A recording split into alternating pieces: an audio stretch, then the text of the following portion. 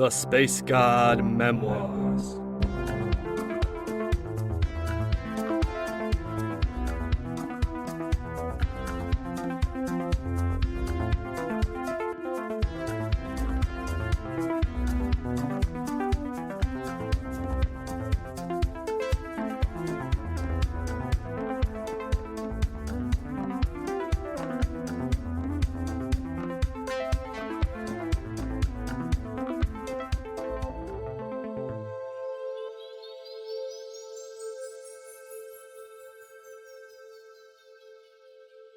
Episode 21. We trudged our way up the last of the winding pass, my calves burning, my hands numb and bloody. As we reached the height of the ridge and passed between those twin spires, I fully expected to see Balnar appearing before me in all its somber glory. But that doomed capital was gone. That great city, like a forest of broken buildings, was straight up missing. In its place was a glassy obsidian plain dominated by a tower. The tower stood tall. No, tall was not the word for it. There was no word for something of that scale, not originating from this tiny ruined planet. It looked more sculpted than built, as if some immense hand had gathered up all of Balnar's structures and mashed them into a singular pillar, its base the size of Ganadria itself, made from blackened stone and charred steel, with various smaller structures connected to the main one, maybe for support. The tower rose up and up and up, and seemed not to stop at all, climbing far above the ground and into the clouds themselves, where it vanished from my view. How far it went, I did not know. There was something terrifying about just looking at the scale of the thing. So big it rose beyond sight itself. Yet I couldn't stop staring. Obviously, that tower had not been here before, in either of my prior visits, when there had been an actual ruin to loot. Who but the goddamned gods could have built something like that, and in so short a time? That was most certainly our goal. I wiped the look of amazement off my face as I heard the heavy clatter of the knights behind me. Their leader, helmetless, walked up to me as if to bark another command, then stopped as she too took in the sight, her eyes as wide as my own had likely been. "So, yeah," I said, glancing sideways at Bakibra. "That's your place, I'm guessing. Unless the gods quested you with venturing into some other impossibly large tower that reaches beyond the limits of our world." "Silence," she said. "This is no place for your attempts at humor." "Yes," she stated. "That is our goal, and your mission is to lead us there. Then your journey will be over." Just behind the captain I could see more of them, along with Prince Ophiro, who stopped as he got to the overlook. He didn't say a word, but kept his eyes focused on a distant spire, his mouth half open and a shimmer in his pale eyes. The rest of the party I saw was equally silent, all lost in contemplation or wonderment. The two porters looked worst off, Gubbo letting out a gasp and shaking his head in denial as he caught sight of the flattened city and the impossible tower beyond. Raeli at the back of the party stared as well, but I caught wonder in her gaze, mixed in with the terror. "What the scrag," I muttered to myself as I sat down on a nearby rock and did my best not to focus on the ridiculous god spire on the horizon. The porters were probably thinking similar things. That we were in over our heads. That we were marching to our dooms, and basically, that we were expendable. The knights and their fate-blessed prince were the heroes here. They were the ones chosen by the lords beyond to fulfill a great destiny and ascend into perfection. Or something like that. Me? I may have been a passable guide. Some guy who happened to know the area and could also fly a ship. But I was no hero. I didn't have psychic superpowers or even a set of nice gear to compensate for my mortal foibles. I put my head in my hands for a moment, trying to figure out just what in the green ocean I was going to do here and how exactly I could get out of it. "Hey, Keph," said Raeli softly, sitting down next to me. The first words she had said to me since our escape attempt. The knights weren't keeping watch on her for once. Either they were too preoccupied with the tower, or else they knew it no longer mattered. "Hey, Raeli," I responded, forcing a vague smile to my lips. "Crazy, isn't it?"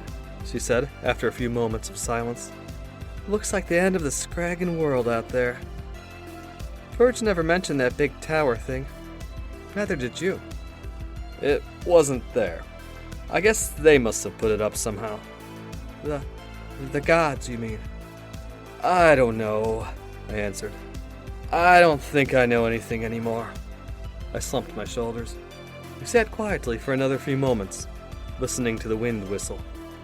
"You know, Keph," Raeli finally said, "when we were kids, I always imagined we'd be together as adults, going on crazy adventures, rediscovering the marvels of the old world, exploring all those places we'd heard stories about.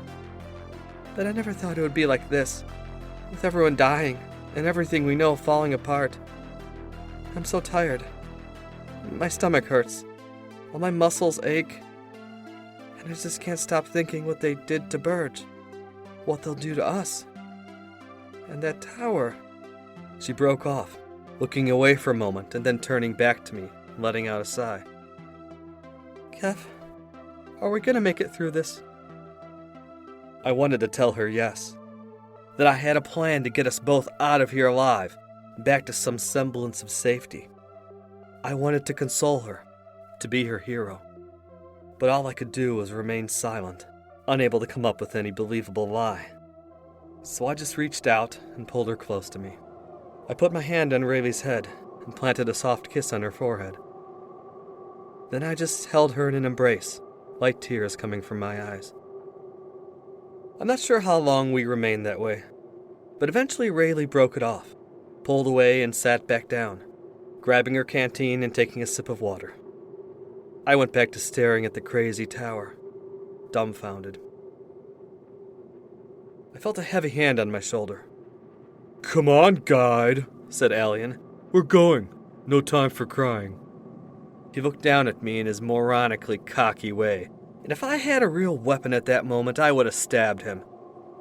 But that not being the case, I shrugged and sprang to my feet. Scrag it, I told myself, as I looked back to the knights and said, "I'm ready, this way." I was pretty sure people were going to be dying soon, but I was damned if it would be me. A cool breeze blew upon me as I stared up at the tower, standing at the limits of what had once been Balnar, amid the shattered ruins of a seaport. If I thought it was damn big from back at the city entrance, it was scraggin' overwhelming from up close. I could barely think as I looked at how huge the thing was. A building that by itself was wider than any city I'd seen, likely the single largest thing upon the surface of Aruvis. It went up indefinitely, the topmost reaches of it vanishing into the oppressive cloud cover. I felt a chill just looking at it. A part of me was still overwhelmed, yet something deep within me was drawn to that tower, eager to see whatever mysteries it held within its alien walls. We paused momentarily as each member of the party came to terms with the sheer immensity of the scene. I took a second to register each of their reactions. Wonder, amazement, a touch of terror at this alien thing that didn't seem to fit in at all in this dusty old world. Alien was the first to speak. "Well, there it is," he said. "Time to claim our destinies." Ophiro nodded in approval, and Bakibra raised her gauntlet in the air. The remainder of the party began marching towards what I supposed really was our collective destiny, whatever that meant. I made sure Raeli was close by as we began our long walk to the tower. I noticed her legs were shaking as she walked. Mine were too. Still, despite the wonder of what rose up before me, my eyes were drawn to something else very near the base. The glint of metal from a geometric form, still too distant to discern. It took us nearly 30 minutes of marching to get to where it looked any closer, but we barely paid any heed to the shattered port, with its broken metal crates, crumbling stone walls, and remains of splintered docks scattered all across the ground. As we got within range of the Titanic tower, I beheld the grand gates of it leering down at us, steel doors etched with a lightning-like pattern that stood tall enough for a giant to walk through. Just being this close to it, I could feel something else. A kind of electrical tingling on my skin. Was it just a sense of awe? Of wonder? Or something more physical, emanating from the insides? It reminded me of when I had connected to the ship's mind. By then, I could also see the glimmer of metal I had spotted earlier. From here, it could be discerned clearly as it sat perched upon a raised mound, next to one of the tower's support pillars. It was a ship. It had to be a ship. Though I couldn't imagine how it could fly, looking like some weird 8-sided piece of art, or one of the dice they used in games down south, its silvery surface without seams. I couldn't quite tell the scale from where I stood, but guessed it was about the size of old Disa. Our party drew closer still, until the gates of the tower loomed above us, its entrance within 5 paces of our steps. Sir Alien had 1 foot on the stairs leading up to that gate when I heard a sound of heavy footsteps from our left. In moments they came into view from around the lip of the tower's curve, 15 figures in blood-red armor, pikes in hand, and their banner flapping in the wind as they marched rapidly towards us. At their lead was the one called Trevos, the liquid metal of his twist blade warping and changing size as he flipped it from hand to hand. "The evolved ones!" shouted Bakibra, alerting our party. The knights quickly turned to meet this new threat, but even they barely had a chance to act as the red-clad fanatics broke into a collective run, speeding forward in their own power armor. Within seconds they were on each other, electro pikes discharging as they clashed against steel blades, smoke in the air where green blaster beams met red armor. One of the crimson-clad women rushed at Prince Ophiro, only to find herself lifted 2 feet in the air and grasping at her throat in agony. Without reflex-enhancing tech of my own, I barely had the time to pull out my crummy shiv, but immediately realized it would be little use against anyone on this battlefield. I began to back away, motioning for Raeli to follow as I scanned the immediate area for somewhere to take cover. Just then, those huge doors swung open, delicately, without effort or sound. A bright light shone forth, flashing over the clashing masses. "Stop!"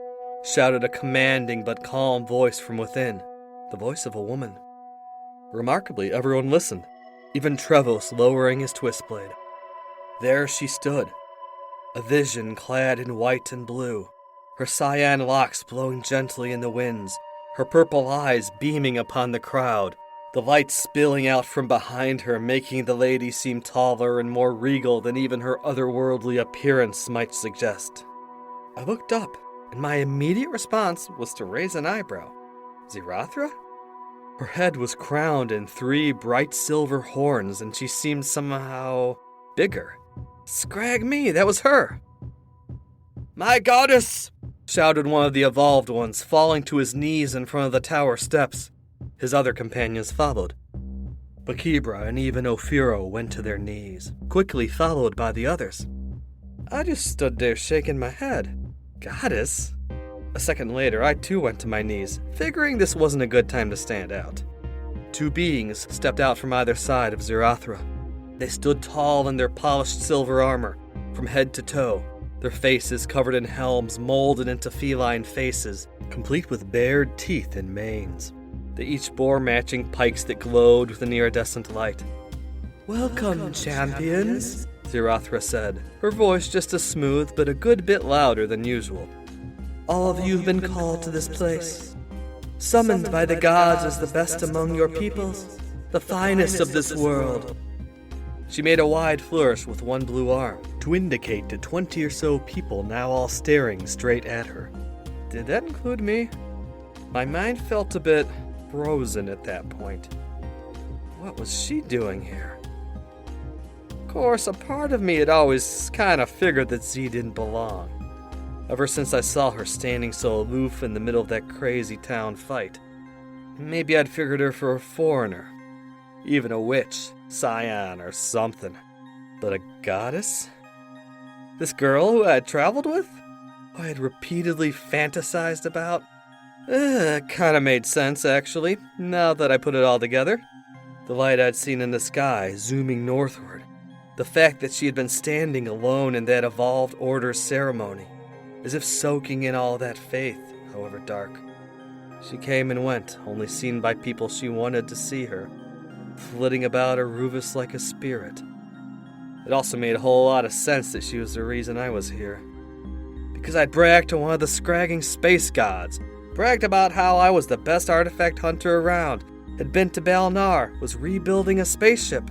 She had probably given my name to the knights, gotten me dragged on this mission and Burge killed. All because I was a horny bastard who couldn't resist a goddess. "You have passed your first trial," she continued, her audience enraptured. "You have arrived here, but now within this tower, you will face your true judgment, a test of your worthiness, your guile, your resolve, and your virtue. Those among you who pass these trials of ascension will be exalted, will be raised up to stand as our equals, to be with the gods themselves." Zirathra raised both arms in the air, while another flash of light erupted from within, washing over the crowd. Then she lowered them and began a gradual stride down the steps, her retinue following behind her as they made their way to the nearby ship. "The tower is ready for you," she stated, her head turning towards us one last time. "Prepare yourselves, but do not tarry. Your destiny awaits." As she walked, or perhaps floated away, our gazes briefly met. For a moment, those radiant violet eyes seemed so close, pulling at me with an almost magnetic force. Part of me felt like it was being crushed, like I should throw myself on the ground and say a prayer, bow down in worship and adoration. Instead, I winked at her, forcing a silly smile onto my lips as the supposed goddess sauntered off to her starship. We all watched as Zirathra and her companions disappeared into the ship. We continued to watch in silence as it ascended upward, no jets propelling it, much like our own ship, silently zooming into the sky until it vanished within seconds. Then the two companies gathered at the base of the tower. The evolved ones, now 11 in number, all looked towards one another, mouthing quiet prayers as they prepared for what must have been the pinnacle of their lives. The groups formed into a circle, everyone looking at each other as if waiting for someone to make the decision, to be the first to enter the tower. Our two porters, along with a few of the unarmored EO, remained at the edge of that circle. I stood about 5 yards away, Raeli only a few feet from me. I noticed both Bakibra and Trevos looking to the prince, to Ophiro, whose head was lowered in contemplation. 3 seconds or so passed, and he raised that head, looking out over the party. "The goddess has spoken," he said at last, in a soft voice. "We all know who has been chosen, who the gods deemed worthy to undergo the trials." At this, I began to back away, not entirely certain that included me. I could already feel a coldness creeping upon me as I listened to the prince speak. I reached out to tap Raeli on the shoulder. She looked back and her eyes met. "Run," I wanted to shout to her. I didn't need to. Raeli nodded. "Indeed, Prince," said Trevos. "My champions and I battled furiously in the arenas for the right to ascend, slaying any who stood against us. As well, I chose the greatest among all of my knights to undergo this trial. The others," continued Ophiro, "have done their part, but the sacred tower is not for them." Taking Raeli's hand in mine, I continued to back away, as subtly as I could manage, but I could see Bakibra shooting her prince a rather disturbed glance. The guardian stepped back, shaking her head. Trevos immediately pulled out his twist blade. There was a whoosh as it expanded out to 2 feet. "For the will of the gods, Prince, they will be eliminated," he said. "There will be no need for a return journey after all. No need for anyone to carry your supplies or guide you home." Ophiro gave a subtle nod of approval. Raeli and I stopped being subtle, and both began to shimmy away. Trevos fell into a whirl, his blade spinning in his hand, Blood sprayed through the air as the slayer hacked into his first victim, the porter Jubbo. A surprised shriek came from his brother Gubbo, who himself died an instant later, his throat severed by the slayer's blade. I turned and ran, Raeli close behind, hoping that we were still unseen, but knowing that was probably not the case. From behind us I could hear their shouts and the clatter of their armor. Ahead of us were the ruins of Balnar's port, a few teetering walls still standing beside scattered barrels and boxes. We ran for that. It was cover, the closest thing to safety in this forsaken place.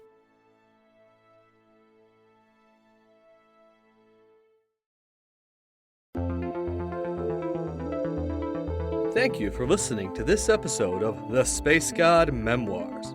Space God is written, performed, and produced by A.M. Arctos. Original musical score by Alpha Colors. Various sound effects created by Industrial Strength Records Incorporated. Please support this podcast by following, rating, and sharing on your favorite social media site.